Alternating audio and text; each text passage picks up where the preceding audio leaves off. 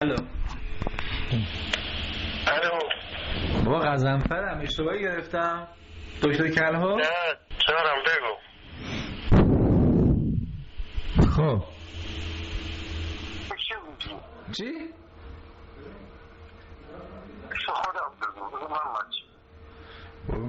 دوست دارم با اسم دکتر صحبت کنم. فرق بگم من با یه دوست. خودم بگو محمد.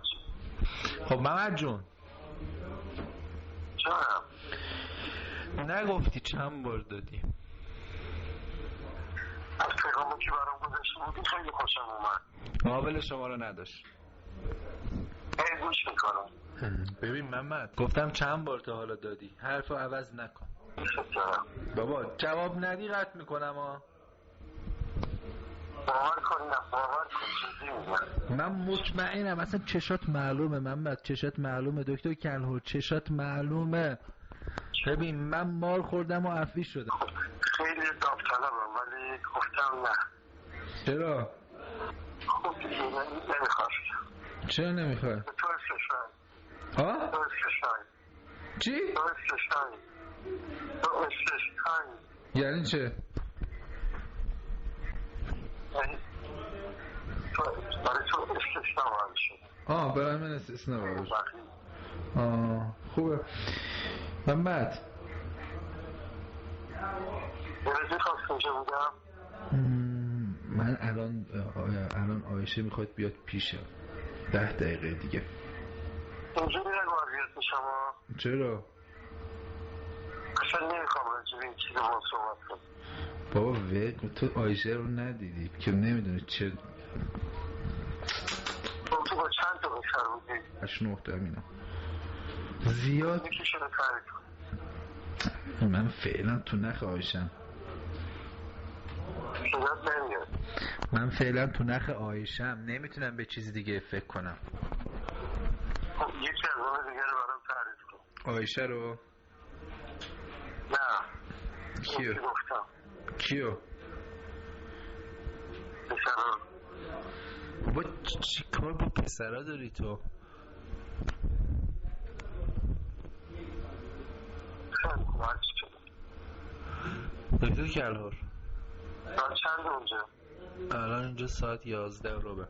ببین درست با من صحبت نکنی خب منم نمیتونم باز. شام چی خوردی؟ شام هنوز نخوردم بابا، گشنمه. دوست دارم. دور کمر چقدره؟ نگرفتم. نه؟ متوسط. اندازه کون چند سانتم؟ اندازه نگرفتم که. بابا کونده بابا اندازه بگیره، سایز بذاره. تو الان که تو به من میخوای بدی بده اندازه چه به من بگی دیگه، نمیشه که اینجوری.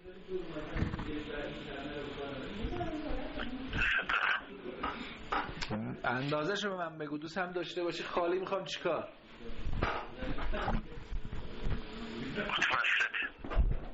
متوسط یعنی چه؟ مثلا 80 سانت؟ نمیتونم، کسی اندازه نمیگیره که اینو.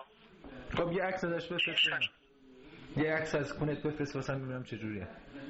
گفت نمیفرسته. خب بگو دیگه. خودتو. نه خودتو. عکس چی رو بفرستم واسه؟ خودتو. من گفتم عکس خودم نمیفرستم، ولی عکس یه چیز چی رو بفرستم واسه؟ همون که میدونیم. نمیدونم من. خب دوست دارم به خودت بگی. گیره تو. چی مو؟ گیره تو. بابا مثل مرد صحبت کن، چی میگی تو؟ گیره تو. بلند میخوام بلند بگو من بشنوم، دوست دارم این کلمه رو بلند بگی طرفم. گیره تو. نه نشد بلند دکتر کلمه محکم بگو. الو